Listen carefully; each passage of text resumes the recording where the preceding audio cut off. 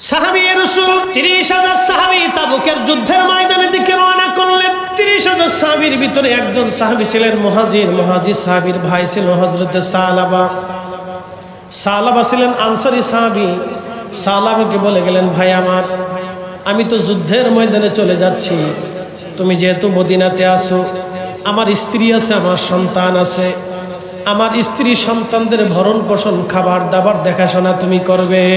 হযরতে সাহাবী যুদ্ধের ময়দানে চলে গেলেন। দীর্ঘদিন পর্যন্ত সালাবা রাদিয়াল্লাহু আনহু তিনি ওই ঘরের মধ্যে খাবার দিয়ে আসেন, প্রয়োজনীয় সামগ্রী পানি দিয়ে আসেন, লাকড়ি টাকড়ি দিয়ে আসেন, সমস্ত প্রয়োজনীয় সামগ্রী দিয়ে আসেন।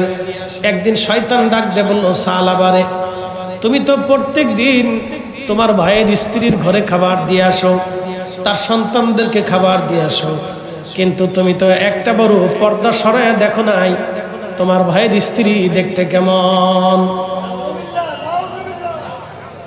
শয়তান রাসূল কারীমের সাহাবীর অন্তরের মধ্যে ধোঁকা দিয়ে বসলো। আল্লাহর নবী বললেন, সাহাবীরা রে শোনো, উম্মতেরা শোনো, শয়তান রক্তের শিরার ভিতর দিয়ে ঢুকে কালবের মধ্যে বসে বসে ধোঁকা দিতে থাকে। যদি ধোঁকা থেকে তুমি বাঁচতে চাও তো আল্লাহর জিকিরের ধাক্কা মারো। আল্লাহর জিকিরের ধাক্কা যখন মারবেন তখনই শয়তান আপনার কাল থেকে বের হইয়া দৌড়াইয়া পালাইয়া চলে যাবে। চিৎকার মেরে জোরে বলেন আল্লাহু আকবার। এজন্য ওলিরা জিকির করাইতো। ওলিরা কি করাইতো? আর আমরা দেশের মোল্লাই সৌদি আরব ফেরত, made in Saudi Arab, made in Abdul Wahab Najdi. উনি বেদাতের হাতে ঠিক আছে, বেদাত বেদাত সাহাবীদের জমানায় ছিল না। সূরা কোথাকার এই কেমন ছিল, সাহাবীদের জমানায় ছিল না। আল্লাহ রাফা সাউতি লিযিকরিহি ইয়ানশারিফুন নাসু মিনাল মাকতুবা কানা আলা হাদিন নবী সাল্লাল্লাহু আলাইহি ওয়াসাল্লাম রাওয়াহুল বুখারী। নবীর জমানাতে সাহাবায়ে کرام ফরজের নামাজের পরে উচ্চ আওয়াজ দিয়ে জোরে জোরে জিকির করতেন। একসাথে বলবেন আল্লাহু আকবার। সাহাবী রাসূল খাবার আনতে গেলেন, খাবার দিতে গেলেন। তিনি তেনার ভাইয়ের ঘরের স্ত্রীর ঘরের মধ্যে বাড়িতে খাবার দিলেন, কিন্তু পর্দা সরাইলেন। সরায় দেখলেন এক পরমা সুন্দরী নারী। কারণ আরবের মেয়েরা অত্যন্ত সুন্দরী হয়, যে সুন্দর তো অনেক সুন্দর। হযরত সালামা স্থির থাকতে পারেন নাই, দরজা পর্দা সরাইয়া দৌড়ে যাইয়া তার ভাইয়ের স্ত্রীর হাত চেপে ধরলেন। শুধু হাত চেপে ধরেছেন, তখনই মহিলা ডাক দিয়ে বলল, সালাবারে, তুমি আমার স্বামীর ভাই, তাও দ্বীনি ভাই, আনসারী ভাই, তুমি আমার হাত ধরেছ। আমার স্বামী তোমার কাছে আমাদেরকে আমানত দিয়ে গেছে। তুমি কি বুঝতেছ তুমি কি করতে চাইতেছ? এ সালাবা, তুমি আল্লাহকে ভয় করো। সাহাবী রাসূল সাথে সাথে হাত ছেড়ে দিলেন, দেরি করেন নাই। একটা দৌড় মেরে মদিনা থেকে পাহাড়ে চলে গেলেন। পাহাড়ে যাইয়া খাওয়া দাওয়া বাদ দিয়ে সিজদার মধ্যে পড়ে কাঁদে, আল্লাহ আমি ভুল করে ফেলছি, আল্লাহ আল্লাহ আমি ভুল করে ফেলছি। এ পয়েলগাছাবাসী, ওয়াজ যত দূরে যায়, এখানে বহু মুসলমান আজ এশার নামাজ পড়ে নাই, বহু মুসলমান মাগরিব পড়ে নাই। মাগরিবের নামাজে সিজদা দেওয়াটা ছিল আল্লাহর হুকুম। বহু মুসলমান আসরের নামাজ পড়ে নাই। মন খারাপ করবেন না, আমি কষ্ট দেওয়ার জন্য বলতেছি না। ইরজিই, আপনি ফিরে আসেন, ইলা রাব্বিকি রাদিয়াতাম মারদিয়া, আল্লাহর সন্তুষ্টির দিকে ফিরে আসেন। আপনি আল্লাহর সন্তুষ্টির দিকে আপনি ফিরে আসেন, আল্লাহর সন্তুষ্টির দিকে আপনি ফিরে আসেন। ভয় নাই, নামাজ তো ছেড়ে দিয়েছেন, জীবনে বহু অপরাধ করে ফেলছেন, আপনি অনেক ভয় করবেন না। সাহাবী রাসূল পাহাড়ের মধ্যে যে কান্না শুরু করলেন সিজদায় পড়ে, আল্লাহ মনিবের অবাধ্য গোলামের পরিণতি না জানি কি কঠিন হবে। মনিবের অবাধ্য গোলামের, বুঝেন নাই, মনিবের অবাধ্য গোলাম। আল্লাহ আমি তো সাহাবী রাসূল অনেক বড় অন্যায় করে ফেলছি। আমি কি করছে, শুধুমাত্র হাতটা ধরছে, এতটুকুনি এত ভয় অন্তরে আসলো, আমি তো সাহাবী রাসূল, আল্লাহ আমি আমানতের খেয়ানত করে ফেলছি, আজ আমি তোমার অবাধ্য হইছি, না জানি এই গোলামের হালত কি হবে আজ। আল্লাহ ক্ষমা না করলে সালাবা পাহাড় থেকে কোনোদিন মদিনায় ফিরে যাবে না। সেজদায় পড়ে পড়ে কাঁদতেছিলেন, আহাকি কান্না। নবীজি তাবুকের যুদ্ধ থেকে ফিরে আসলেন, সাহাবীরা যার যার ঘরে চলে গেলেন। সাহাবী মুহাজির সাহাবী বাড়িতে যাওয়ার পর স্ত্রীকে বলেন, বিবি আমার তোমরা কেমন আছো? বলে আলহামদুলিল্লাহ, আল্লাহ আমাদেরকে ভালো রাখছে।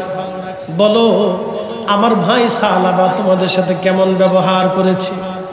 স্ত্রী বলতেছে, স্বামী গো, আপনার ভাইয়ের কাছে আমাদেরকে আমানত দিয়েছিলেন, তিনি যথোপযুক্ত হক আদায় করেছেন বটে, কিন্তু একটা ভুল করে বসছে। বলে বিবি কি ভুল? বলতেছে, স্বামী গো ভুল হলো, তিনি হঠাৎ করে একদিন হয়তো আমার সৌন্দর্য মোহিত হয়ে আমার হাত চেপে ধরেছেন, আমি তখন আপনার আমানতের কথা স্মরণ করিয়েছি। আল্লাহর ভয়ের কথা স্মরণ করানোর পরে আপনার ভাই আমার হাতটা ছেড়ে দিয়ে পাহাড়ে চলে গেছে, বহুদিন ধরে কান্নাকাটি করে আল্লাহর কাছে তওবা করতেছে। সে আর মদিনাতে ফিরে আসে নাই। মুহাজির সাহাবী তিনি চলে গেলেন, যাইয়া সে পাহাড়ে খুঁজতে খুঁজতে সালাবাকে পেয়ে গেলেন। বলল, ভাই আমার, আমি তোমারে মাফ করে দিছি, তুমি চলো মদিনায়। বলে, না ভাই, তুমি মাফ করলে হবে না, আল্লাহ মাফ না করা পর্যন্ত আমি ফেরব না। ভাইরে তুমি মাফ না করলে হবে না, আমার রব মাফ করছেনি। অনেক অনুনয় বিনয় করতেছে, ভাই চলো মদিনাতে, আমি রাসূলের দরবারে নিয়ে যাব, আল্লাহর হাবিবের বরগাহে তোমারে নিয়ে যাব। বলতেছে, ভাইরে তুমি আমাকে নিতে পারো, কিন্তু আমার হাত বেঁধে আসামিকে যেমনে ধরে নিয়ে যাওয়া হয় ওইভাবে তুমি আমাকে বেঁধে নিয়ে রওনা করো। সালাবা রাদিয়াল্লাহু আনহুর হাত বাঁধা হলো। মুহাজির সাহাবী রশি টেনে টেনে নিয়ে আসলেন মদিনায়। সালাবা রাদিয়াল্লাহু আনহুর মেয়ে ছিল খানসামা রাদিয়াল্লাহু আনহা। হযরতে খানসামা এসে বলেন, আব্বা জান, আপনি যে ভুল করেছেন গো বাবা, আসেন আপনাকে হযরত আবু বকরের দরজায় নিয়ে যায়, দেখি আবু বকর কি করে আপনার জন্য। হযরত সালাবাকে মেয়ে খানসামা রাদিয়াল্লাহু আনহা রশি ধরে টেনে টেনে সিদ্দিক আকবরের দরজায় নিয়ে গেলেন। কে? বলে, আমি সালাবার মেয়ে খানসামা। বলে, খানসামা কি জন্য আসছো?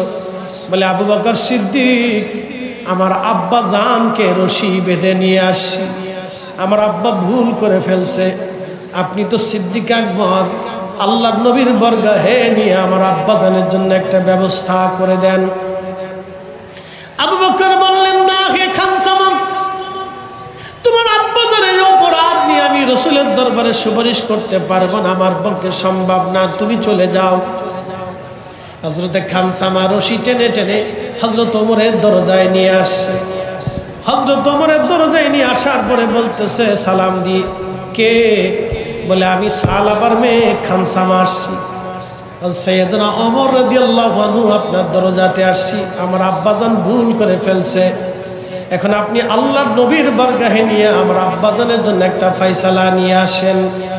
হযরত ওমর বললেন, না না খানসামা, তুমি তোমার বাপকে নিয়ে চলে যাও, আমার দ্বারা এই সম্ভব হবে না, তোমার আব্বা বড় নাফরমানি করে ফেলছে, আমানতের খেয়ানত করে ফেলছে, আমার দ্বারা সম্ভব না।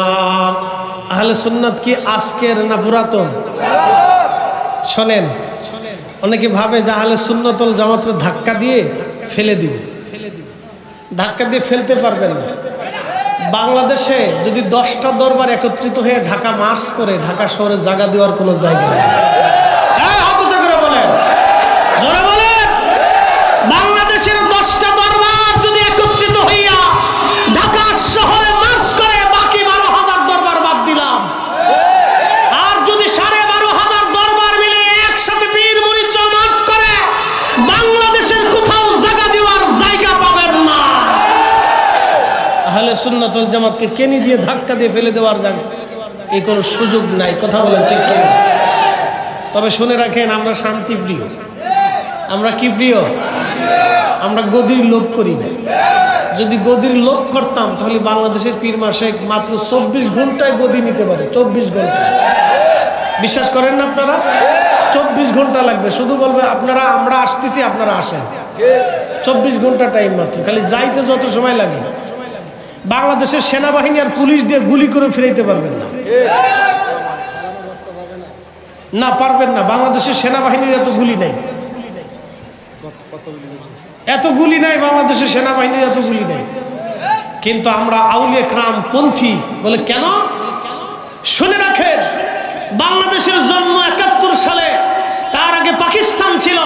পাকিস্তানের পিরিয়ডে ওলি ছিল। পাকিস্তানের আগে দেশ ব্রিটিশদের অধীনে ছিল, তখনও ওলি ছিল। ব্রিটিশদের আগে নবাবীদের আমলে ছিল, তখনও ওলি ছিল। নবাবীদের আগে মুঘলদের অধীনে ছিল, তখনও ওলি ছিল। মুঘলদের আগে সালতানাতেরা ছিল, তখনও ওলি ছিল। বাংলাদেশের সময়ে এখনো ওলি আছে। 100 বছর পরে বাংলাদেশ থাকবে। হয়তো বাংলাদেশের স্বাধীনতা থাকতেও পারে, নাও থাকতে পারে। বাংলাদেশ আরো বড় কোনো দেশ হতে পারে, অথবা পরাধীন হতে পারে। বাংলাদেশের রাজনীতি চেঞ্জ হতে পারে, অর্থনীতি চেঞ্জ হতে পারে, গদি চেঞ্জ হতে পারে, সমাজনীতি আসতে পারে, গণতন্ত্র শেষ হতে পারে, খেলাফত প্রতিষ্ঠিত হতে পারে। কিন্তু আউলিয়া کرام এই জমিনে কিয়ামত পর্যন্ত টিকে থাকবে।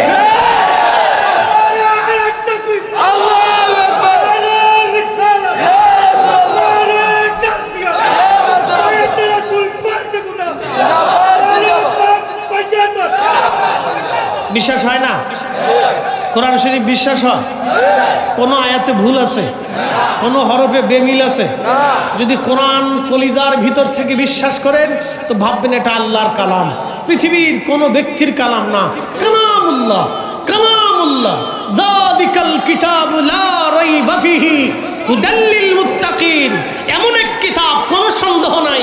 লাউ আনজালনা হাযাল কুরআন আলা জাবাল, হুজুর আমি যদি এই কোরআন পাহাড়ে নাজিল করতাম, লারবাইতাহু খাশিআম মুতাসাদ্দিআম মিন খাশিয়াতিল্লাহ, আপনি দেখতেন আমি খোদার ভয়ে পাহাড় গলে মিসমার হয়ে যাইত।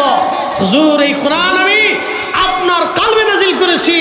ইন্না আনজালনাহু ফি লাইলাতিল কদর, আমি লাইলাতুল কদরের মতো মোবারকময় রজনীতে এই কোরআন শরীফ নাজিল করেছি। হাবিব বাল হুয়া কুরআনুম মাজিদুন ফি লাউহিম মাহফুজ, আমি সেটা লাউহে মাহফুজে সংরক্ষণ করেছি। বন্ধু আমার, আমি যাহা বলেছি আকাশ ভেঙে যাবে, পৃথিবী পড়ে যাবে, সাগর শুকিয়ে যাবে, লা তাবদীলা কালিমাতিল্লাহ, আমার কালামের কোনো পরিবর্তন হবে না। আলা ইন্না আউলিয়া আল্লাহ, আউলিয়া আল্লাহ বহু শব্দ বহু বচন ব্যবহার করে। আল্লাহ বলেছেন বহু ওলি পৃথিবীতে আসবে। লা খাউফ, তাদের কোনো ভয় নাই। ওয়ালা হুম ইয়াহজানুন, তাদের কোনো চিন্তা নাই। ওলিদের অনুসারী যারা হবে তাদের কোনো ভয় নাই, চিন্তা নাই। কথা বলেন ঠিক কিনা? বুঝতে অসুবিধা? তাহলে কোরআন শরীফ কি থাকবে? বিধান চালু থাকবে, কিয়ামত পর্যন্ত ওলি থাকবে। এই কথা কর না কেন? কিয়ামত পর্যন্ত কি থাকবে? কাদেরিয়া থাকবে, চিশতিয়া থাকবে, নকশবন্দিয়া থাকবে, মুজাদ্দিয়া থাকবে, সোহরাওয়ার্দিয়া থাকবে, নিজামিয়া থাকবে, হানাফি থাকবে, শাফিঈ থাকবে, হাম্বলি থাকবে, এরপরে আপনার মালিকি থাকবে। কিন্তু লা মাযহাব থাকবে না। থাকবে না? না, অবশ্যই থাকবে না। এটা ব্রিটিশদের তৈরি, এটা থাকবে না। বলে হুজুর কি বলতেছেন? আমি যা বলতেছি সত্য বলতেছি। কথা বল না। এদেশের বহু মুসলমান মাহে রমজানের রোজাই রাখে না। এদেশের লক্ষ লক্ষ মুসলমান তারাবির নামাজ পড়ে না। এদেশে আইসে তারাবির নামাজ নিয়ে গন্ডগোল বাঁধাইছে। এদেশের কোটি কোটি মুসলমান নামাজ পড়ে না। এটা বুকে হাত বেঁধে আর নাভির নিচে হাত বেঁধে জঞ্জাল বাঁধিয়ে দিয়েছে। এদেশের বহু মুসলমান জিকিরের মজলিসে বসে না। এরা বেদাতের ফতোয়া দিয়ে জিকিরের মজলিস বন্ধ করার পায়তারা করতেছে। এদেশের বহু মুসলমান নামাজ রোজা জিকির ফিকির হালাল হারাম বুঝে না। এদেশের আউলিয়া کرام, উলামা کرام, পীর মাশায়েখরা তাদেরকে দর্শে বসায় বসায় হালাল হারাম শিখিয়ে নামাজ রোজা শিখিয়েছে, মাথায় টুপি পরানো শিখিয়েছে, গায়ে পাঞ্জাবি জুব্বা গায়ে দেওয়া শিখিয়েছে, পাগড়ি বাঁধা শিখিয়েছে।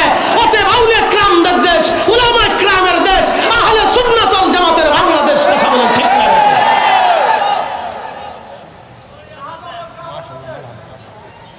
বুঝতে কি কোনো কষ্ট হচ্ছে আপনাদের?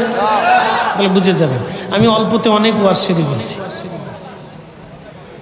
ওয়াজ করলে কি লাভ? কি লাভ? লাভ হবে তার আমলে, আমলেও লাভ হবে না নবী প্রেম না থাকলে দিলে, ঠিক কিনা? নবী প্রেম থাকলে দিলে লাভ হবে কম, আমলে সুপারিশ করবে নবী রোজ হাসরের ময়দানে। জ্ঞানী যারা বুঝে তারা শুধু ইশারায়, নাদানেরে বুঝাইতে পারে আছে কে কোথায়। জ্ঞানীর মতো জ্ঞানী হলে অল্প কথাই বুঝে, কচুর মতো কচু হলে অল্প জালে সিজে। শাহজালাল ইয়ামানি মুজাররদি সেই দিন যদি ওনার জায়নামাজ পানির নিচে ডুবে যাইতো, যদি শাহজালাল ইয়ামানি মুজাররদি রাহিমাহুল্লাহর জায়নামাজ যদি পানির নিচে ডুবে যাইতো, আজকের এই সুন্দর বাগান আপনি পেতেন না। তার মানে বোঝা গেল শাহজালাল ইয়ামানির জায়নামাজ কিয়ামত পর্যন্ত বাংলায় ভেসে থাকবে। বুঝেন নাই মনে হয়? বুঝছেন? একই বিশ্বাস দৃঢ় ঈমান নিয়ে বেঁচে থাকার চেষ্টা করবেন। ভাববেন ঈমান চলে গেলে আর ঈমান পাবেন না। বউ চলে গেলে বউ পাবেন, পিতামাতা চলে গেলে ও হাসরের ময়দানেও পিতামাতা পাবেন, কবরে যা দেখা হবে। বন্ধু বান্ধব চলে গেলেও হাসরের ময়দানে কিয়ামতে পাবেন, হাসরের ময়দানে দেখা হবে। কিন্তু ঈমান চলে গেলে কবরে আর হাসরে ঈমান খুঁজে পাওয়া যাবে।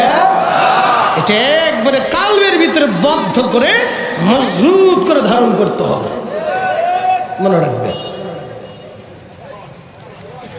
খাজা বাবা আজমেরি সিন্ধানী রাহমাতুল্লাহ আলাইহি, প্লিজ কথা বলবেন না, ওয়াজের ভিতরে কথা বলতে হয় না, শুনতে হয়।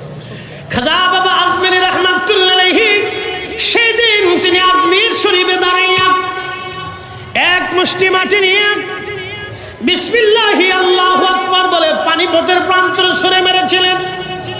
খাজা বাবা আজমিরের সেই ধুলি যদি পানিপথ প্রান্তরে না ছড়িয়ে পড়তো, তাহলে ভারত উপমহাদেশে আজকে আপনি ইসলাম খুঁজে পেতেন না। কথা বলে ইওলি আল্লাহর বাংলাদেশ, শহীদ গাজীর বাংলাদেশ, রহম করো আল্লাহ, রহম করো আল্লাহ। কদিন আগে দিয়ে গজলটারে চেঞ্জ করে আরেকজনের নাম লাগাই দিচ্ছে। টুপি পরে এদেশে কারা নাম লাগায় কার? কি একটা আশ্চর্য কায়দা ভাই। এদেশে মুসলমানদের মাথায় টুপি পরেছে আউলিয়া কেরাম, এদেশে মুসলমানদের জবানে কালেমার বলিয়ে দিয়েছে আউলিয়া কেরাম, এদেশে মুসলমানদেরকে কোরআন শিখিয়েছে আউলিয়া কেরাম। এটা আউলিয়া কেরামের জমি, এই কথা কর না কেন? এটা ওলিদের জমি, এটা ওলিদের জমি। এই ওলি আল্লাহর বাংলাদেশ, শহীদ গাজীর বাংলাদেশ, রহম করো আল্লাহ, রহম করো আল্লাহ। শাহজালালের বাংলাদেশ, শাহপরানের বাংলাদেশ, রহম করো আল্লাহ, রহম করো আল্লাহ। লা ইলাহা ইল্লাল্লাহ, লা ইলাহা ইল্লাল্লাহ, লা ইলাহা ইল্লাল্লাহ, লা ইলাহা ইল্লাল্লাহ। হাসবি রাব্বি জাল্লাল্লাহ, মা ফি কলবি গায়রু আহা নূর মুহাম্মদ সাল্লাল্লাহ, বলি নূর মুহাম্মদ সাল্লাল্লাহ। ও লা ইলাহা ইল্লাল্লাহ, লা ইলাহা ইল্লাল্লাহ, ও লা ইলাহা ইল্লাল্লাহ। জবান খুলে আল্লাহ আল্লাহ আল্লাহ আল্লাহ আল্লাহ আল্লাহ আল্লাহ আল্লাহ আল্লাহ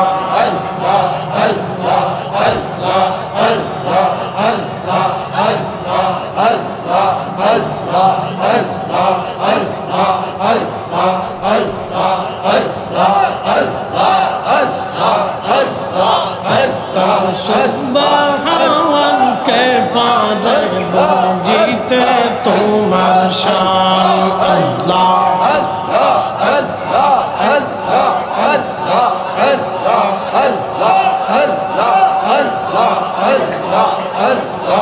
জিন্দাকে মারিতে পারো, জিন্দাকে মারিতে পারো, মরার পারো দিতে জাগান, মরার পারো দিতে জাগানকে পারব জিতে তোমার শান। আল্লাহ আল্লাহ আল্লাহ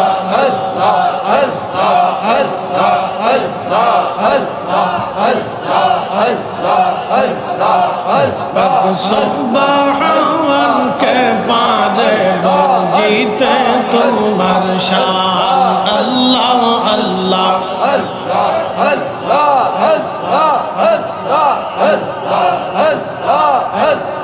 তোমার দোস্ত হাবিবুল্লাহ আগে তারে বানাইয়া নূরের রূপে তৈয়ার করে রাখছো তারে লুকাইয়া। আল্লাহ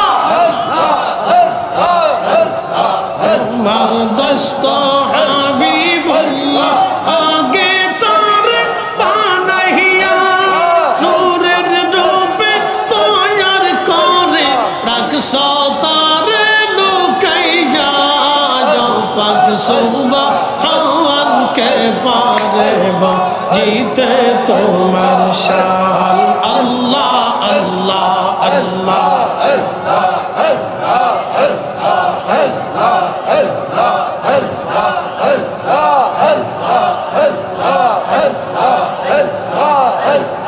জিন্দাকে মারিতে পারো, জিন্দাকে মারিতে পারো, মরার পারো দিতে জান তুমি, মরার পারো দিতে জাগানকে পারব জিতে তোমার শান। আল্লাহ আল্লাহ আল্লাহ আল্লাহ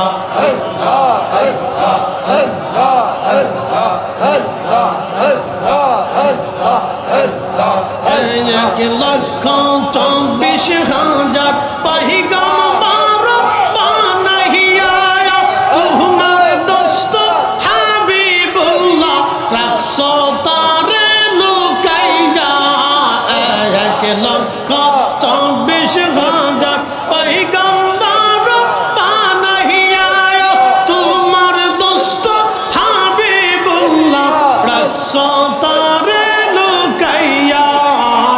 পাক সুবহানকে পারব জিতে তোমার শান। আল্লাহ আল্লাহ আল্লাহ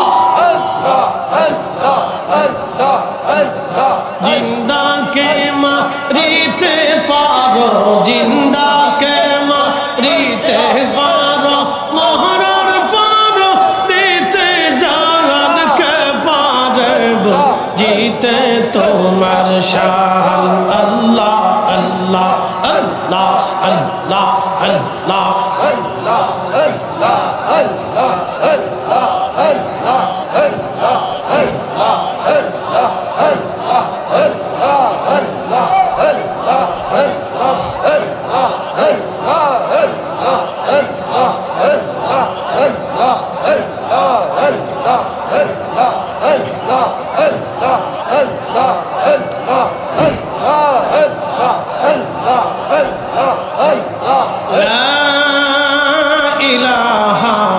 ইল্লাল্লাহু মুহাম্মাদুর রাসূলুল্লাহ সাল্লাল্লাহু আলাইহি ওয়াসাল্লাম।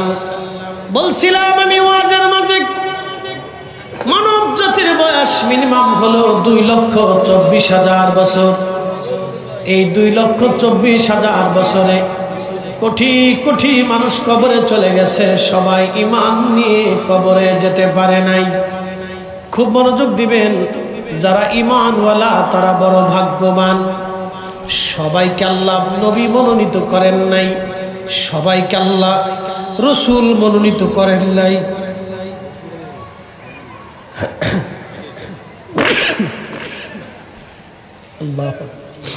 সবাইকে আল্লাহ ওলি মনোনীত করেন নাই, সবাইকে আল্লাহ মুসলমান বানান নাই।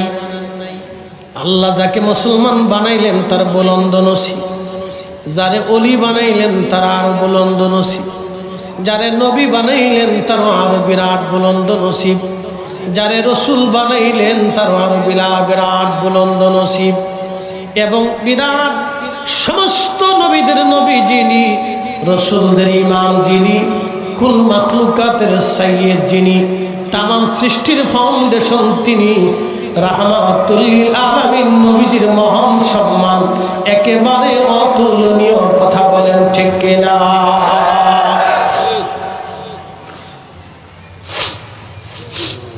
খুবই মনোযোগের সাথে কথাগুলি শুনবেন হাজিরিন। ঈমান নিয়ে কবরে যাওয়াটা হলো জীবনের সবচেয়ে বড় সার্থকতা। ঈমান নিয়ে কবরে যদি না যেতে পারেন জিন্দেগি বড় বরবাদ হয়ে যাবে। এই জন্য আল্লাহ কোরআনে বললেন, ইয়া আইয়ুহাল্লাযীনা আমানুত্তাকুল্লাহ, ঈমানদারেরা রে আমি আল্লাহকে ভয় করো, হাক্কা তুকাতিহি, ভয় করার মতো করো, ওয়ালা তামুতুন্না ইল্লা ওয়া আনতুম মুসলিমুন, মুসলমান না হইয়া মইরো না।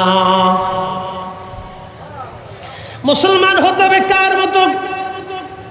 মুসলিম হতে হবে সাহাবীদের আদলে, মুসলিম হতে হবে তাবিদের আদলে, মুসলিম হতে হবে তাবিনদের আদলে, মুসলিম হতে হবে ওলিদের আদলে। কথা কর না কেন? ওলিরা যেই পথে আমরা থাকবো সেই পথে। কারণ খাজা বাবা আজমিরি ছিলেন আহলে সুন্নাত ওয়াল জামাতের অনুসারী। আহলে সুন্নাত ওয়াল জামাতের অনুসারী ছাড়া কোনো মা ওলির জন্ম দিতে পারে না। এই কথা বল না, জোরে বলে। আছে? পারে নাই, কোনো মা ওলির জন্ম দিতে পারে। এই জন্য মুসলমান হতে হবে সাহাবীদের আদলে।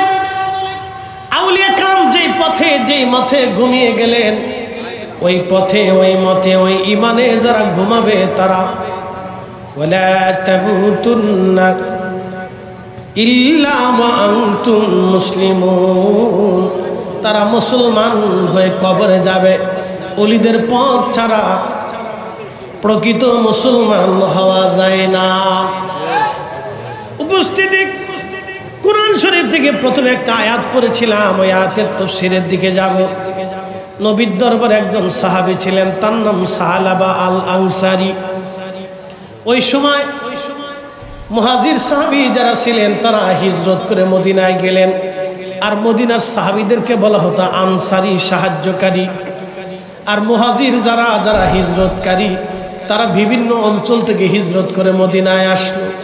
তাদের তো বাড়ি নাই, ঘর নাই, জমি নাই, সম্পদ নাই, ভাই নাই, বোন নাই, বংশ নাই, আত্মীয়তা কেউ নাই। আল্লাহ নবী সমস্ত আনসারীদেরকে ডেকে বলেন, আনসারীরা রে, আমার মুহাজির সাহাবীদেরকে তোমরা এক একজন নিয়ে ভাই বানায় নাও।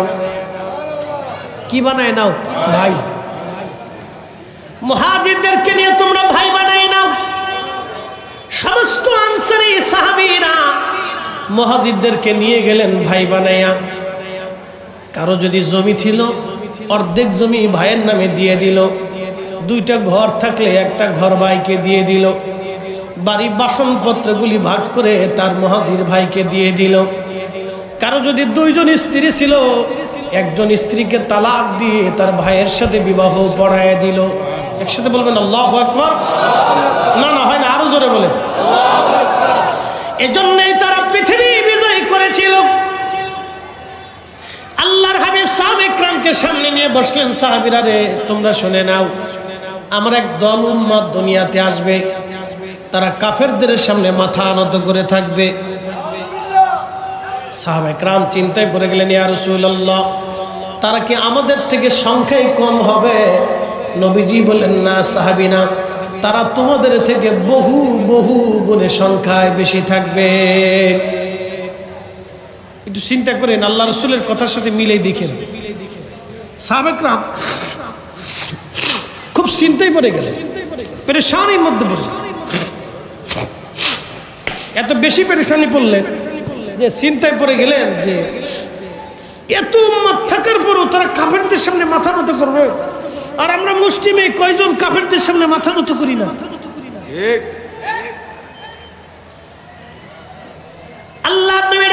বলেন সাহাবীরা তোমাদের থেকে বহু বহু গুণে তারা বেশি হবে, কিন্তু কাফেরদের সামনে মাথা নত করে থাকবে তারা। সাহাবে একরাম বলেন হুজুর কি জন্য? নবীজি বলেন সাহাবীরা রে, তোমরা যেমন দুনিয়াকে লাথি মেরে মৃত্যুকে কবুল করে নিয়েছো, মরণকে তোমরা ভয় পাও না, আমার এক জামাত উম্মত দুনিয়াতে আসবে যারা মৃত্যুকে ভয় পাবে, দুনিয়াকে ভালোবাসবে। মিলিয়ে নিবেন, খুব মিলাবেন। মৃত্যুটাকে ভয় পাবে, দুনিয়াকে ভালোবেসে নিবে। মৃত্যুটাকে ভয় পাবে, দুনিয়াটাকে ভালোবেসে নিবে। ঠিক ওই সময় আমার উম্মতরা কাফেরদের সামনে মাথা নত করে পড়ে থাকবে। তারা সংখ্যায় বেশি হবে, কিন্তু কাফেরদেরকে তারা ভয় পাবে। সংখ্যায় তারা বেশি, কিন্তু কাফেরদেরকে ভয় পাবে। সারা পৃথিবীতে দেশ আছে, মুসলিম দেশ আছে কয়টা? 52টা না 57টা? 57টা মুসলিম দেশ আছে। 57 মুসলিম দেশের 57 জন সেনা প্রধান আছে, 57 জন রাষ্ট্রপ্রধান আছে। 57টা মুসলিম দেশে মিনিমাম হলেও 1 কোটি মুসলমান সৈন্য ফৌজ আছে। 57টা মুসলিম দেশে 57টা বিমান বাহিনী আছে, বিমান বাহিনী প্রধান আছে, পুলিশ প্রধান আছে, গোয়েন্দা ডিভিশন প্রধান আছে। 57টা মুসলিম দেশের 200 কোটি মুসলমান। আজকে ইসরাইল বাইতুল আকসা দখল করে নিয়ে চলে গেল, আপনি শুনলে গা শিহরে উঠবে। বাইতুল আকসাতে কতজন মুসলমান নামাজ পড়বে ইহুদিরা নির্ধারণ করে দেয়। বাইতুল আকসা কখন আজান মানে ইমাম নামাজ পড়তে পারবে কিনা ইহুদিরা সেটা ডিরেকশন দেয়। বাইতুল আকসাতে কতজন মুসল্লি ঢুকবে, কখন আসবে বের হবে, ইহুদিরা সেটা নির্বাচন করে দেয়। বাইতুল আকসা আমাদের নিয়ন্ত্রণে নাই, এটা কাফেররা নিয়ে চলে গেছে। 200 কোটি মুসলমান থাকার পর বাইতুল আকসা আমাদের হাতছাড়া হয়ে গেল। 57 জন সেনা প্রধান থাকার পর বাইতুল আকসা চলে গেল। 1 কোটি মুসলিম ফৌজ সৈন্যবাহিনী থাকার পর বাইতুল আকসা চলে গেল।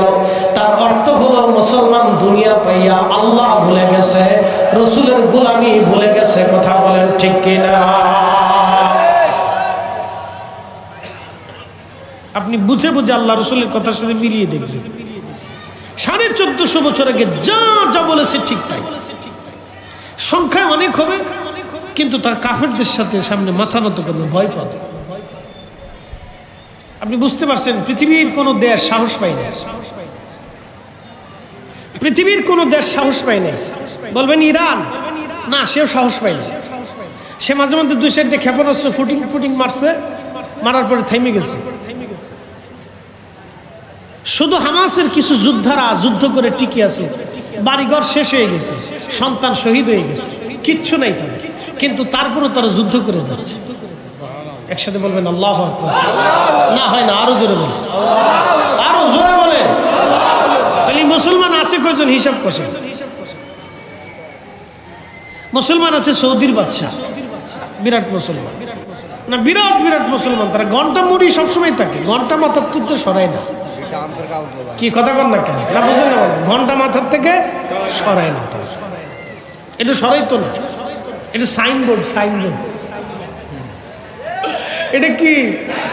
সাইনবোর্ড। মাথার থেকে ঘন্টা সরাই দেয়।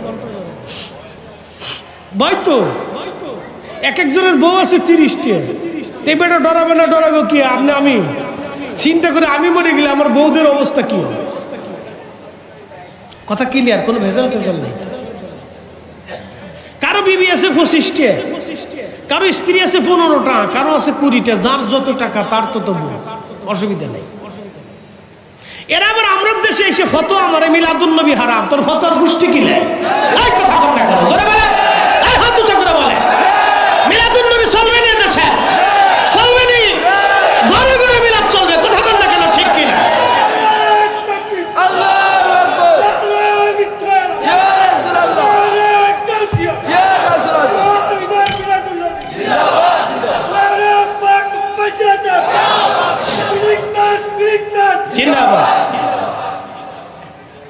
আমরা দেশে ফতোয়া না। ইস এ পায়েল গাছাবাসী, বরুড়ার মুসলমান, খুবই মনোযোগের সাথে কথাগুলি শুনবেন। সাহাবে কেরাম আল্লাহকে ভয় করেছিলেন কেমনে, একটা ঘটনা আজ আপনাদেরকে শোনাই। রাসূলের সাহাবী আনসারী মুহাজির দুই দলে বিভক্ত ছিল। আল্লাহর নবী বললেন, তাবুকের যুদ্ধের ময়দানে কারা যাবা তারা চলো। 30,000 সাহাবী প্রস্তুতি নিল, তাবুকের যুদ্ধের ময়দানে যাবে। মদিনা মুনাওয়ারা থেকে প্রায় 1000 মাইল দূর। কত হাজার?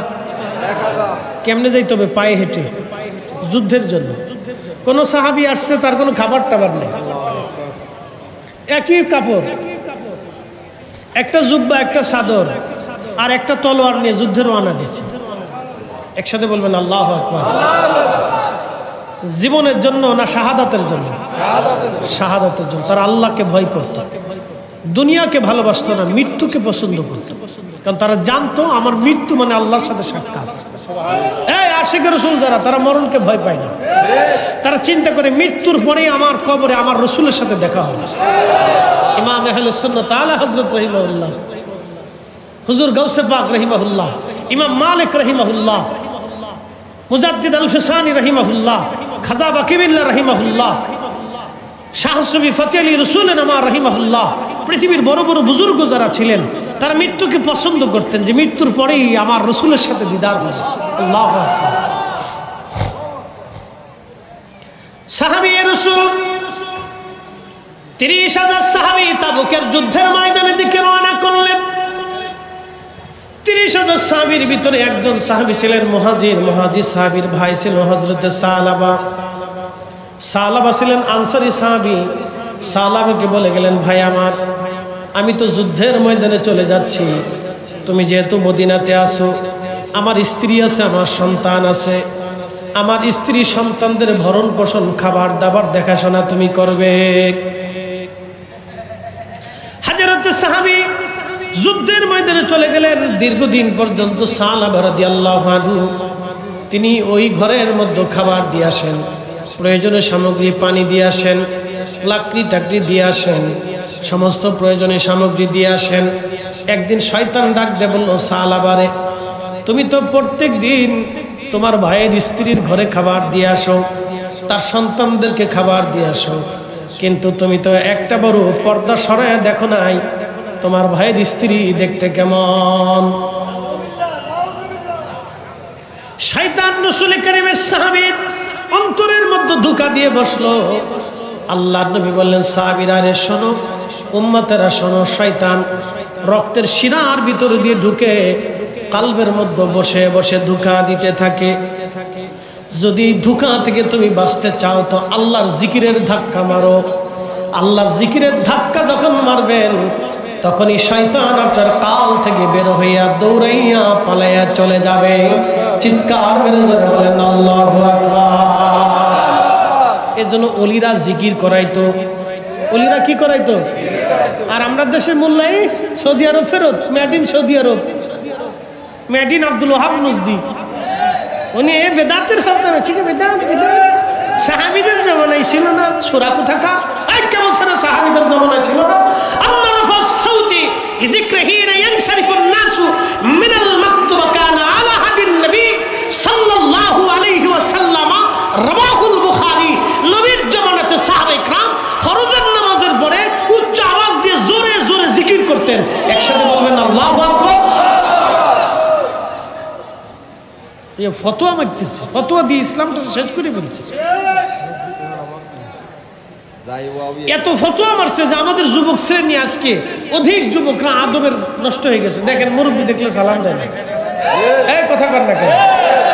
ক্লাস 10-এর পোলাপানে যেমনি ছাত্র এবং শিক্ষকরা ধরে পিটায়, এটা দেখলে আপনার কাছে গা শিউরে উঠবে। আগামীর দিন আমাদের অন্ধকারে নিমজ্জিত, আমাদের আগামীর দিন অন্ধকারে নিমজ্জিত। এই যে বিদ্যালয়গুলিতে প্রথম সবক আদব শেখানো উচিত।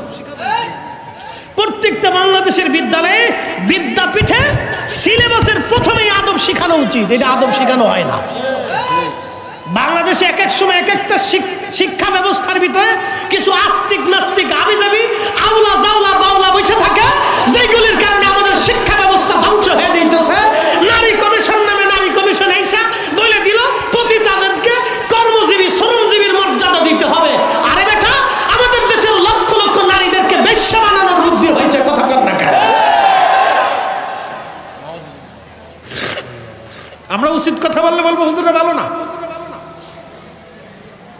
আপনি বুঝতে পারতেছেন, যদি এদেশের পতিতাদেরকে যদি শ্রমিক হিসেবে মর্যাদা দেওয়া হয়, এদেশের লক্ষ লক্ষ নারীরা পতিতা ব্যবসায় নেমে যাবে, লক্ষ লক্ষ যুবকদের চরিত্র নষ্ট হবে, লক্ষ লক্ষ ফ্যামিলি ধ্বংস হবে, লক্ষ লক্ষ সন্তানের বাবা মার কোনো পরিচয় থাকবে না।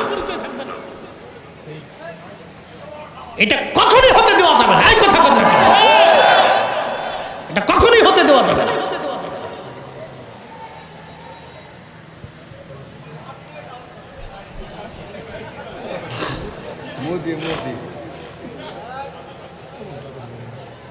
প্রিয় উপস্থিতি হাজিরিন, মনোযোগ দিবেন।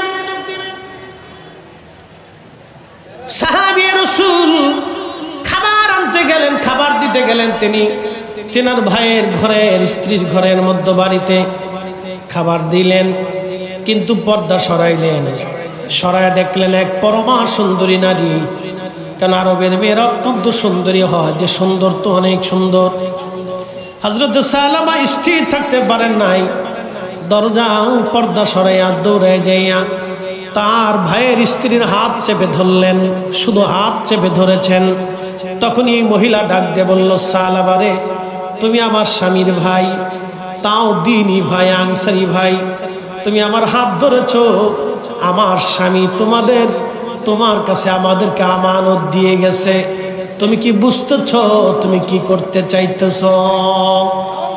এ সালামা, তুমি আল্লাহকে ভয় করো। সাহাবী রাসূল সাথে সাথে হাত ছেড়ে দিলেন, দেরি করেন নাই। একটা দৌড় মেরে মদিনা থেকে পাহাড়ে চলে গেলেন। পাহাড়ে যাইয়া খাওয়া দাওয়া বাদ দিয়া সিজদার মধ্যে পড়ে কাঁদে, আল্লাহ আমি ভুল করে ফেলছি, আল্লাহ আল্লাহ আমি ভুল করে ফেলছি।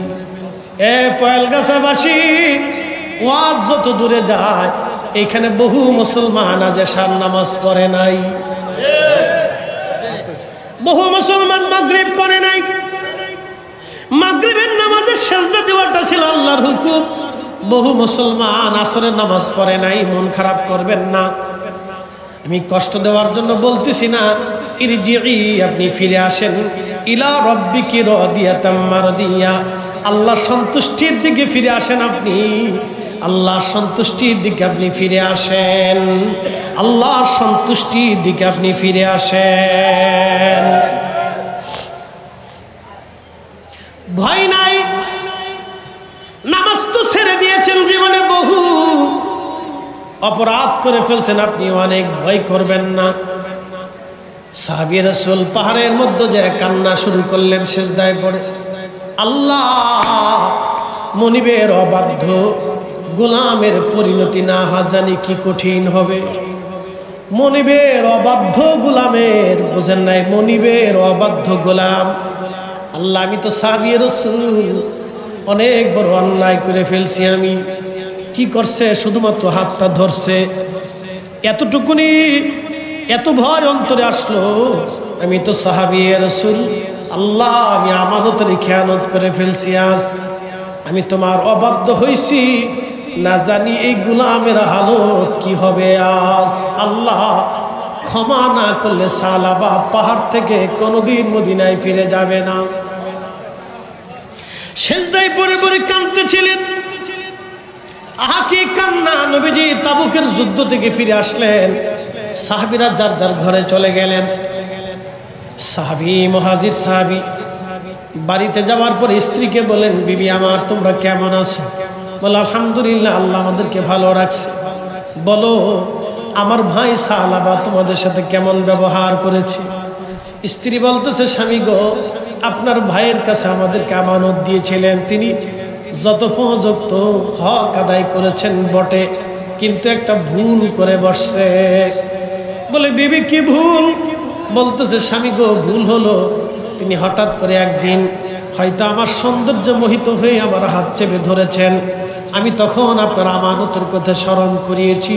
আল্লাহর ভয়ের কথা স্মরণ করানোর পরে আপনার ভাই আমার হাতটা ছেড়ে দিয়ে পাহাড়ে চলে গেছে। বহুদিন ধরে কান্নাকাটি করে আল্লাহর কাছে তওবা করতেছে। সে আর মদিনাতে ফিরে আসে নাই। মুহাজির সাহাবী তিনি চলে গেলেন, যাইয়া সে পাহাড়ে খুঁজতে খুঁজতে সালাবাকে পেয়ে গেলেন। বলল, ভাই আমার, আমি তোমারে মাফ করে দিছি, তুমি চলো মদিনায়। বলে, না ভাই, তুমি মাফ করলে হবে না, আল্লাহ মাফ না করা পর্যন্ত আমি ফেরব না।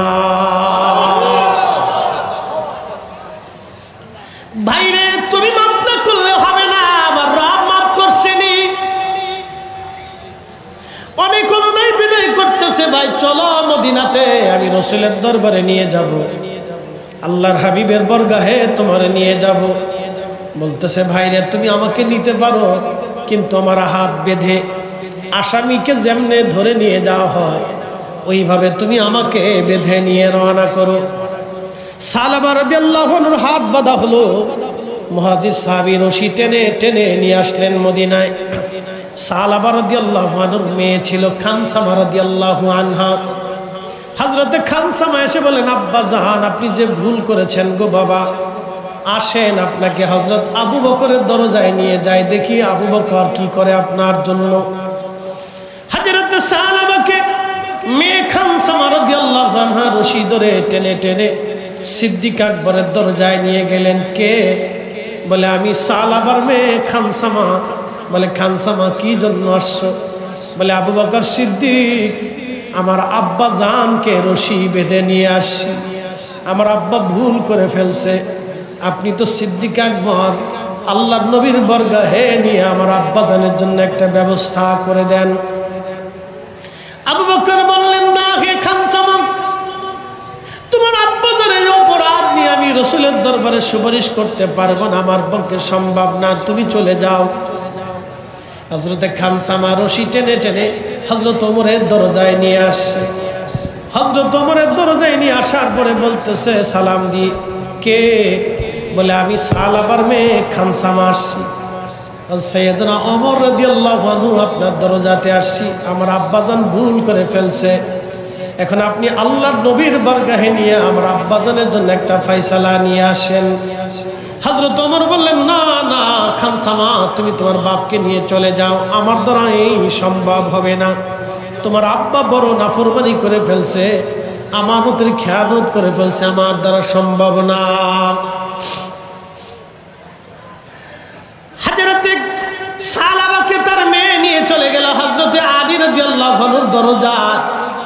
বলল, হযরতে আলী, আমি খানসামা সালাবার মেয়ে আপনার দরজায় আসছি, আমার আব্বা ভুল করে ফেলছে গো, আপনি নবীর দরজায় নিয়ে আমার আব্বা জানকে মাফ করায় দেন। হযরত আলী বললেন, না রে খানসামা, আমার পক্ষেও সম্ভব না, তুমি অন্য কোথাও চলে যাও। হযরত খানসামা ডাক দিয়ে বলতেছে, আব্বা জান, আবু বকরের দরজায় গেলাম, তিনিও জায়গা দিলেন না, হযরত ওমরের দরজায় গেলাম, তিনিও জায়গা দিলেন না, আলীর দরজায় গেলাম, তিনিও জায়গা দিলেন না, আপনাকে নিয়ে চলি আল্লাহর হাবিবের বরগাহে। রশি টানতে টানতে আল্লাহর হাবিবের বরগাহে নিয়ে গেলেন। কে? সালাম দিয়ে বলেন, ইয়া রাসূলুল্লাহ, আমি খানসামা, আপনার সাহাবী সালাবার মেয়ে, আপনার আসামি সালাবাকে রশি বেঁধে ধরে নিয়ে আসছি। হুজুর, আমি আমার আব্বাজানকে নিয়ে আসছি, রশি বেঁধে আসামি ধরে নিয়ে আসছি, আপনি কিছু করেন, না হলে আপনার সালাবা ধ্বংস হয়ে যাবে। ঠিক তখনই সাহাবী রাসূল খানসামা রাদিয়াল্লাহু আনহা এবং সালাবা রাদিয়াল্লাহু আনহু দাঁড়িয়ে দাঁড়িয়ে দরজায় কাঁদতেছিলেন। আল্লাহর নবী ডাক দিয়ে বললেন, খানসামা রে, তুমি তোমার আব্বাজানকে নিয়ে যাও, আল্লাহর ওহী না আসা পর্যন্ত আমি রাসূল সিদ্ধান্ত দিতে পারি না। সালাবা ডাক দিয়ে বলল, মা খানসামা রে, আমার রশি ছেড়ে দাও, আমি পাহাড়ে চলে যাব, আজ কোনোদিন ফিরে আসবো না যদি আল্লাহ আমারে মাফ না করে। রাসূলের সাহাবী রওনা হয়ে গেলেন, যেতে যেতে পাহাড়ে চলে গেলেন। পাহাড়ে যাওয়ার পরে কাঁদতেছিলেন আর বলতেছিলেন, হে রব, আমি আবু বকরের দরজায় গেছি, তিনি তাড়িয়ে দিয়েছেন, আমি ওমরের দরজায় গেছি, তিনিও তাড়িয়ে দিয়েছেন, আমি হযরত আলীর দরজায় গেছি, তিনিও তাড়িয়ে দিয়েছেন। আমি তোমার মেহবুবের দরজায় গেছি, তিনি আমাকে নিরাশ করেছেন। আল্লাহ, ইয়া আল্লাহ, তোমার দরজা থেকে যদি আমাকে নিরাশ করে দাও, তোমার খানসামা ধ্বংস হয়ে যাবে আল্লাহ, তোমার সালাবা ধ্বংস হয়ে যাবে আল্লাহ। আল্লাহ, আমি সালাবা কোনোদিন মদিনায় ফিরে যাব না যদি তুমি ক্ষমা না করো আল্লাহ। এইভাবে বিনয় বিনয় করে সালাবা রাদিয়াল্লাহু আনহু কাঁদতেছিলেন। আমার আল্লাহ জিব্রাইলকে পাঠিয়ে দিলেন আল্লাহর হাবিবের বারগাহে। জিব্রাইল আমিন এসে সালাম দিলেন, ইয়া রাসূলুল্লাহ, পৃথিবীর মালিক কি আপনি না আল্লাহ? বলে, হে জিব্রাইল, সৃষ্টির মালিক আমার রব, আমার আল্লাহ। হাবিব, আল্লাহ বড় দয়াবান, আল্লাহ বড় দয়াময়। বন্ধু আল্লাহর হাবিব, আপনি সাহাবী সালাবাকে সংবাদ দিয়ে দেন আল্লাহ তার জীবনের অপরাধ মাফ করে দিয়েছে। চিৎকার মেরে ধরে বলেন আল্লাহু আকবার। কখনো তোমাকে যদি ভুলি, হেদায়েতের আলো জেলে নিয় কাছে তুলি। কখনো তোমাকে যদি ভুলি, হেদায়েতের আলো জেলে নিয় কাছে তুলি। ঠাই দিও প্রিয়তম গো, ঠাই দিও প্রিয়তম অগো মহিয়ান। তুমি রহমান, তুমি মেহেরবান। অন্ধ গাহে না শুধু তোমারি গুণগান, অন্ধ গাহে না শুধু তোমারি গুণগান। বুঝেও বুঝে না তবু শান। তুমি রহমান, তুমি মেহেরবান। আল্লাহুম্মা সাল্লি আলা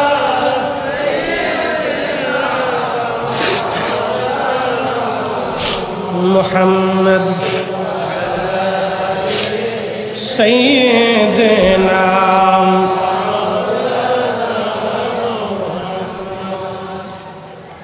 হযরত সালাবার ব্যাপারে নবীজি ডাক দিলেন সাহাবীরা, সালাবার আল্লাহ মাফ করে দিয়েছে।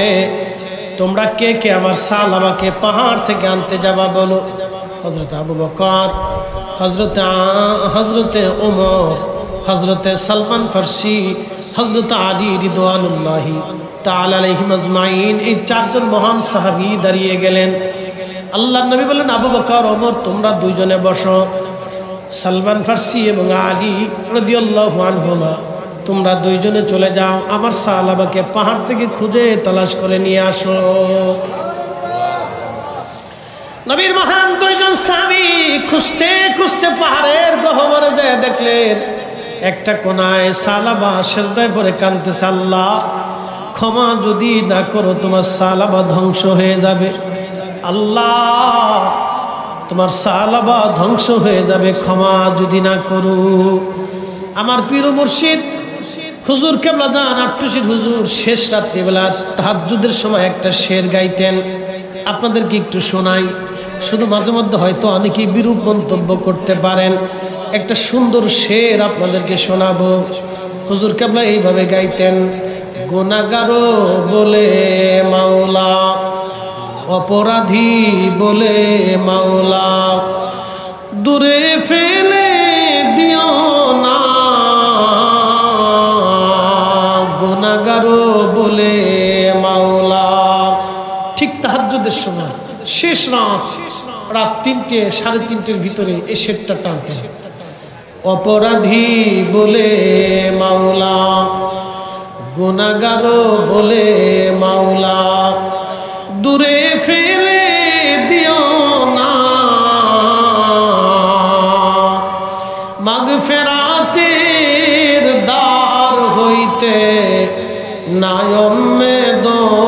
কইরো না, মাগফিরাতের দ্বার হইতে নাই উম্মেদ কইরো না। আল্লাহ ইয়া আল্লাহ বলে ডাকি মাওলা শোনো না, আল্লাহ ইয়া আল্লাহ বলে ডাকি মাওলা শোনো না, না জানি কই রাশি আমি কি গুনাহ, না জানি কই রাশি আমি কি গুনাহ। এভাবে কাঁদতেন তিনি, মুরিদরাও কাঁদত। প্রিয় উপস্থিতি,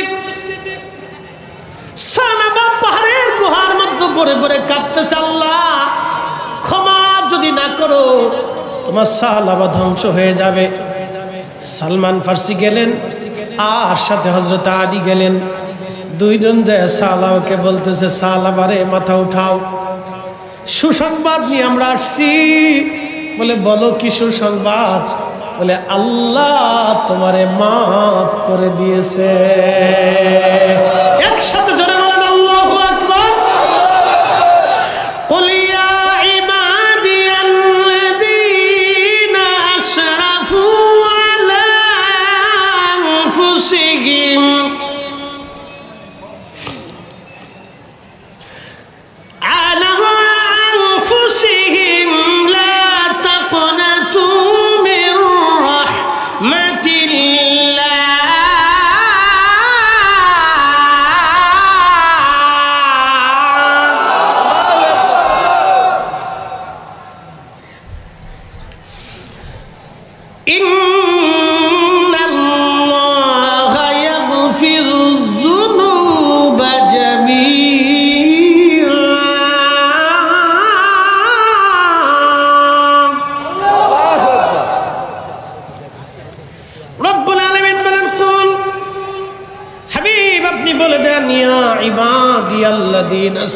হে আমার গোলামরা, বান্দারা, তোমরা যদি নিজের নফসের উপরে জুলুম করে ফেলো, গুনাহ করো, লা তাকনাতু মির রাহমাতিল্লাহ, আমার রহমত থেকে তোমরা নিরাশ হইও না, আমার রহমত থেকে তোমরা নিরাশ হইও না। একবার চিৎকার মেরে জোরে বলেন আল্লাহু আকবার। না না, আরো জোরে বলেন আল্লাহু আকবার। পৃথিবীর শ্রেষ্ঠ সংবাদের এক সংবাদ আপনাদেরকে শোনাইলাম। পৃথিবীর শ্রেষ্ঠ সংবাদের এক সংবাদ আপনাদেরকে শোনাইলাম। লা তাকনাতু মির রাহমাতিল্লাহ, গুনাহ যদি এত পরিমাণে হয়, তুমি 7 আসমান ভরে ফেলে দিয়েছো। গুনাহ যদি এত পরিমাণে হয়, পৃথিবীর সব নদী, সাগর, মহাসাগর পর্যন্ত ভরে ফেলছো। গুনাহ যদি এত পরিমাণে হয়, 7টা জমিন তুমি ভরে ফেলছো। লা তাকনাতু মির রাহমাতিল্লাহ, বান্দা ও বান্দা, আমার রহমত থেকে তুমি নিরাশ হইও না, আমি নিরাশ করব না। ইন্নাল্লাহা, নিশ্চয় আমি আল্লাহ, অবশ্যই আমি আল্লাহ, ইয়াগফিরুয যুনুবা জামিআ, তোমাদের জীবনের সব গুনাহগুলি আমি আল্লাহ মাফ করে দেব, কিন্তু শর্ত হলো তোমাকে তওবা করে ফিরে আসতে হবে। এজন্য আল্লাহর একটা নাম আছে আত-তাওয়াব, তাওয়াব, তওবা কবুল করনে ওয়ালা। যদি এই নাম আল্লাহর না থাকতো রে, তাহলে আমাদের কারো তওবা কবুল হতো না, আমরা সবাই ধ্বংস হয়ে যাইতাম। এই জন্য ফিরে আসেন, ইরজিই, ফিরে আসেন আপনারা, তওবা করে ফিরে আসেন আল্লাহর পথে, তওবা করে ফিরে আসেন আল্লাহর পথে। আল্লামা ইমাম ইবনে কুদামা আল মাকদিসি, যিনি হুজুর গাউসে পাকের ছাত্র ছিলেন, ইমাম জৌজির ছাত্র ছিলেন, ইমাম ইবনে কুদামা আল মাকদিসি একটা কিতাব লিখেছেন, কিতাবুত তাওয়াবিন। এই কিতাবুত তাওয়াবিন জবিনের ভিতরে তিনি লিখেছেন, আল্লাহর নবীকে এক সাহাবী বলেন, ইয়া রাসূলুল্লাহ, কোন বান্দা গুনাহ করে ফেলছে, এরপরে তওবা করলো, আল্লাহ রাসূল বলেন মাফ। ইয়া নবী আল্লাহ, আবার গুনাহ করছে, আবার তওবা করলো, আল্লাহ বলেন মাফ। নবীজি বলেন মাফ। ইয়া রাসূলুল্লাহ, আবারও গুনাহ করছে, আবার তওবা করলো, আল্লাহ রাসূল বললেন তারপরেও মাফ। একসাথে জোরে বলা যাবে কি আল্লাহু আকবার? না না না, অনেক বড় সুসংবাদ, জোরে বলেন আল্লাহু আকবার। এই জন্য আল্লাহ রাসূল বলেন, উম্মত প্রত্যেকদিন তুমি 70 বার তওবা করো, কারণ মরণের সময় তোমার তওবা করার সুযোগ নাও হতে পারে। কথা বুঝতেছেন আপনারা? তওবা একসাথে বলেন কি? তওবা তওবা তওবা। ফিরে আসেন আল্লাহর দিকে, ফিরে আসেন, তওবা করে ফিরে আসেন, তওবা করে ফিরে আসেন, আল্লাহর দিকে ফিরে আসেন। সুযোগ এখনো আছে, আল্লাহ সুযোগ রেখে দিয়েছে, ফিরে আসেন। বাবাজি আমার, আপনি যত বড় শক্তিমান হন না কেন, মরণ আপনার পিছু ছাড়বে না। বাংলাদেশে হাজার হাজার কোটি কোটি টাকার মালিক যারা ছিলেন তারা মারা গেলেন। আহা, তারা মারা গেলেন, তাদের কবরে মাত্র 3 টুকরা কাফনের কাপড় দেওয়া হলো। সম্পত্তির মালিক যাদের ছিল তারা কবরে চলে গেলেন, মাত্র 3.5 হাত জমিন কবর তাদের জন্য বরাদ্দ হলো।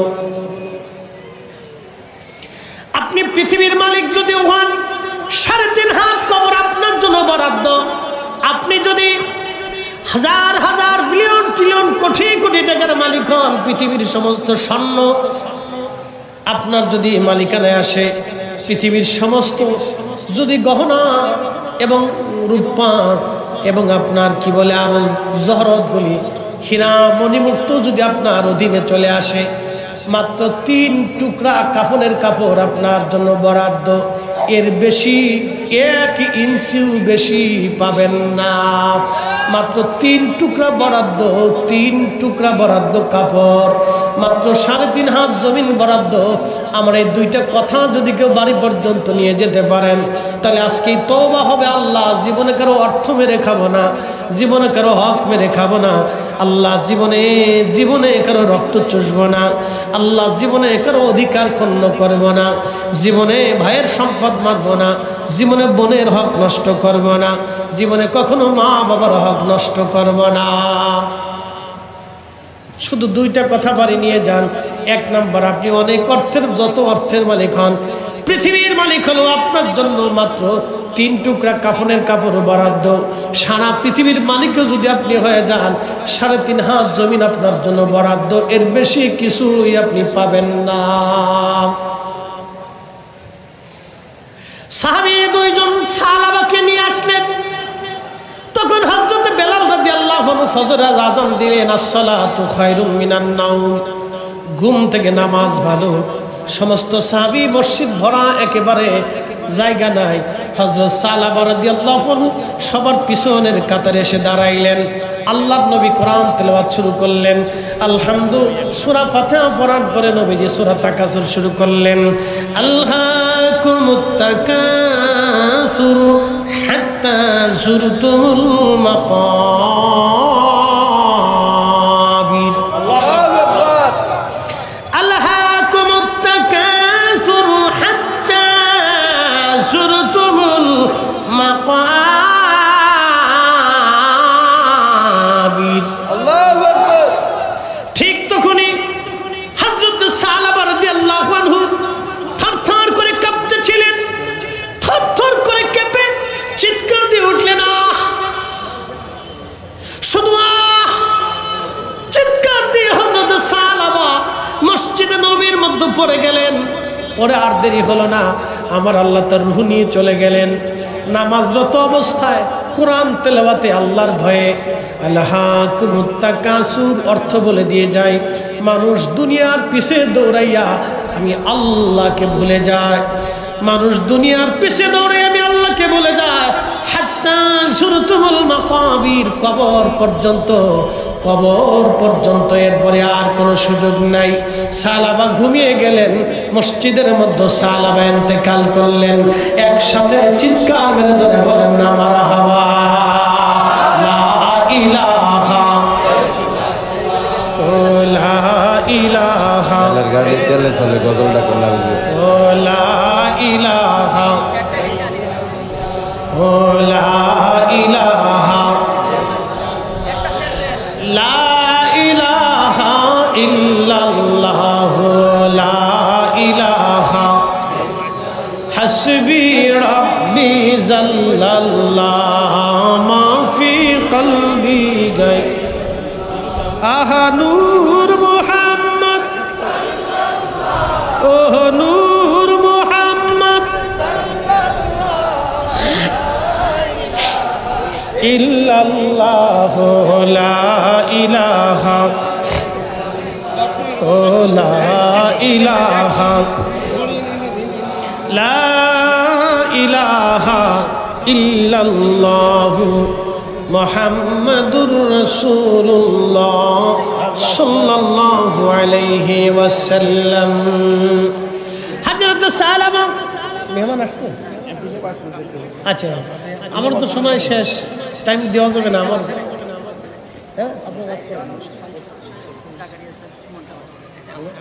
আচ্ছা, প্রধান এমপি সাহেব আসুক, অসুবিধা নেই। আমার সময় কম, আমার প্রোগ্রাম আছে। না না, ফাইবেন না কেন, বড়রা থেকে আমি কম আসি। আচ্ছা, আল্লাহ আসছে আসছে, মেহমান আসছে। দেন স্লোগান, দেন দেন স্লোগান, একজন স্লোগান দেন। পরিচালক কে? মঞ্চের পরিচালক।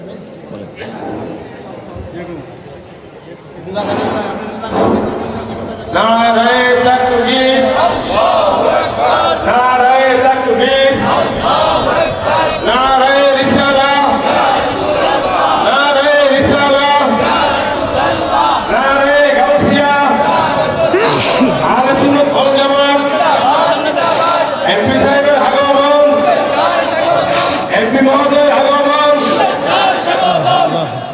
সম্মানিত এলাকাবাসী, আমাদের আজকের মাহফিলের ঠান্ডা কেমন লাগছে? প্রধান অতিথি বরুণার গণমানুষের নেতা জনাব তাকালিয়া জাহিদ সুমন সাহেব, সাবেক সংসদ সদস্য, আমাদের মাঝে এসে উপস্থিত হয়েছেন। সবাই বলি মারহাবা, সবাই বলি মারহাবা। আমরা সবাই মারহাবা বলে আমাদের কেমন আছে? এই সদস্য মহোদয়কে আমরা বরণ করিনি এবং আমাদের মাঝে শাস্তি করেছেন আজকে এই সম্মেলনের সম্মানিত সভাপতি করলেন। ফজরের নামাজ শেষ হয়ে গেল। আল্লাহর নবী আল্লাহর হাবিব সাহাবা রাদিয়াল্লাহু আনহুর লাশ সরিয়ে তার গোসল করানোর ব্যবস্থা করতে বললেন। সাহাবীরা হযরত সাহাবা রাদিয়াল্লাহু আনহুকে গোসল দেওয়াইলেন, কাফনের কাপড় পরাই আবার মসজিদের ভিতরে এনে রাখলেন। হযরতে খানসামা রাদিয়াল্লাহু তাআলা আনহা, সাহাবা রাদিয়াল্লাহু আনহুর একটাই মাত্র কন্যা সন্তান। হযরতে খানসামা রাদিয়াল্লাহু তাআলা আনহা তিনি দৌড়ায় আসলেন, বাবার লাশের পাশে বসে বসে কাঁদতেছিলেন। আব্বাজান, আপনি ছাড়া তো আর আমার কেউ নাই, আমার মাও নাই, আমার পরিবারের আর ভাই বোন কেউ নাই, আমি একাই। আব্বা গো, আপনিও চলে গেলেন আল্লাহর ডাকে, আমি এখন কি করব, আমার উপায় কি হবে? ঠিক তখনই রাহমাতুল লিল আলামিন নবীজি আসলেন, এসে বলেন, খানসামারে তুমি কাঁদো কেন? খানসামা বলি, ইয়া রাসূলুল্লাহ, ইয়া হাবিবাল্লাহ, আমার বাবা আল্লাহর ভয়ে মসজিদে নববীতে আপনার তেলাওয়াত শুনে আখিরাতের কথা স্মরণে ছটফট করে তিনি মারা গেছেন। আমার আব্বা একটা ভুল করেছিলেন, আমার রব আল্লাহ মাফ করে দিয়েছেন। ইয়া নবী আল্লাহ, আমার আর কোনো ভাই নাই, বোন নাই, আমার পরিবারের আর কেউ নাই, আমার আব্বা জানি ছিল। ওগো ইয়া নবী আল্লাহ, আমার আব্বা জান চলে গেল, আমার এখন উপায় কি হবে, আমি কি করব? আল্লাহর নবী বললেন, খানসামারে তোমার বাবা যদি রাহমাতুল লিল আলামিন হয় তাহলে কেমন হবে? আল্লাহু আকবার। তোমার বাবা যদি রাহমাতের নবী হয় তাহলে কেমন হবে? তোমার বোন যদি ফাতেমা হয় তাহলে বলো কেমন হবে? তোমার বাবা যদি নবী হয় তাহলে কেমন হবে? তোমার বোন খানসামা হেসে দিয়ে বলেন, ইয়া রাসূলুল্লাহ, এর চেয়ে বুলন্দ নসিব খানসামার জন্য আর কিছু হতে পারে না। তুমি মোদের আশার আলো, ঠিক কিনা? তুমি মোদের আশার আলো, তাই তো তোমায় বাসি ভালো। তুমি মোদের আশার আলো, তাই তো তোমায় বাসি ভালো। হৃদয় নামের ফুলদানিতে, হৃদয় নামের ফুলদানিতে গেঁথে রেখেছি প্রেমের মালা। ইয়া রাসূলুল্লাহ, ইয়া হাবিবাল্লাহ, ইয়া রাসূলুল্লাহ, ইয়া হাবিবাল্লাহ, ইয়া রাসূলুল্লাহ।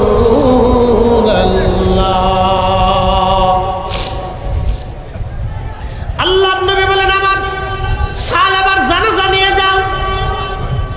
সাহাবী রাসূলগণ হযরত সাহাবা রাদিয়াল্লাহু আনহুর লাশ সামনে নিয়ে জানাজায় দাঁড়িয়ে গেলেন। হুজুর আসতেছে মনে হয়।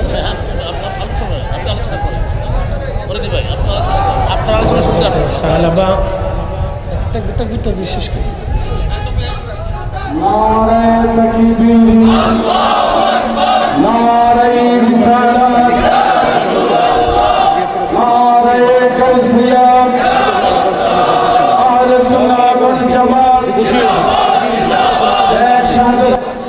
সাহাবা রাদিয়াল্লাহু আনহুর জানাজা। আচ্ছা, সারা রাত বলছেন, ওটা আল্লাহ কবুল করছে ইনশাআল্লাহ। আচ্ছা, চলবে ইনশাআল্লাহ। হুজুর আসছেন, হুজুর আপনাদেরকে নিয়ে তালিম তরবিয়ত দিবেন। আমাদের প্রধান মেহমান আসছেন, সাবেক এমপি মহোদয় আসছেন, আমাদের অ্যাডভোকেট সাহেব আসছেন, আরও মেহমানরা আসছেন। তারা আপনাদের কাছ থেকে দোয়া নেবেন। আমাদের প্রধান বক্তা তাহিরি সাহেব, তিনিও কাছাকাছি ইনশাআল্লাহ। তাই জন্য আমি আর সময় নেব না। সাহাবা রাদিয়াল্লাহু আনহুর জানাজা, বিরাট সাহাবে کرام দাঁড়িয়ে তা আল্লাহর নবী জানাজা পড়াইতে যাবেন, কিন্তু আল্লাহ রসুল পায়ের উপরে আঙ্গুলের উপর ভর দিয়ে দিয়ে দিয়ে দিয়ে দিয়ে দিয়ে আস্তে আস্তে যাচ্ছে। একসাথে কোন আল্লাহু আকবার। হযরত সাহাবার জানাজাতে সমস্ত সাহাবীরা দাঁড়ানো, নবীজি জানাজা পড়াইতে যাবেন, পা মুবারকের উপরে ভর দিয়ে দিয়ে আল্লাহর নবী যাচ্ছেন। সাহাবীরা বলেন, ইয়া রাসূলুল্লাহ, আপনি কেন পায়ের আঙ্গুলের উপর ভর দিয়ে দিয়ে, আমাদের দেশে কাদা হইলে যেমন আমরা পায়ের আঙ্গুলের উপর ভর দিয়ে দিয়ে আস্তে আস্তে দেখে দেখে যাই, আল্লাহর হাবিব ওইভাবে দেখে দেখে যাচ্ছেন। সাহাবীরা বললেন, হুজুর, এরকম কখন আপনি হাঁটেন না, আজকে কেন এরকম হাঁটেন? বলে, সাহাবীরা রে, আমার সাহাবার জানাজায় আল্লাহর আসমান থেকে এত ফেরেশতা আল্লাহ পাঠাইছে। আল্লাহু আকবার। আমার সাহাবার জানাজায় আল্লাহর আসমান থেকে এত ফেরেশতা পাঠিয়েছে, সাহাবীরা পা রাখার মতো কোনো জায়গা আমি পাচ্ছি না। সেই জন্যে আমি ধীরে ধীরে বুঝে বুঝে পা রাখতেছি, যাতে ফেরেশতাদের পায়ের উপরে পা পড়ে না যায়। চিৎকার করে জোরে বলেন না, ইয়া রাসূলুল্লাহ। তার মানে বোঝা গেল, আশিকে রাসূল, গোলামে রাসূল, নবীর গোলাম যারা, আশিকে রাসূল যারা, আল্লাহর ওলি যারা, তাদের জানাজায় অসংখ্য ফেরেশতারা হাজির হয়। কথা বললে কেন, ঠিক কিনা? তাহলে আমরা আহলে সুন্নাত ওয়াল জামাতের পথে আসি না নাই? না না, হাত উঁচু করে বলেন, আসি না নাই? সুন্নি মুসলমান হয়ে বাঁচতে চাই কি চাই না? সুন্নিয়ত আমাদের ঈমান, সুন্নিয়ত আমাদের কি? জোরে বলেন কি? আরো জোরে বলেন কি? রাসূল আমাদের কি? আমাদের জীবন যাবে, ঈমান যাবে, জীবন যাবে, ঈমান যাবে।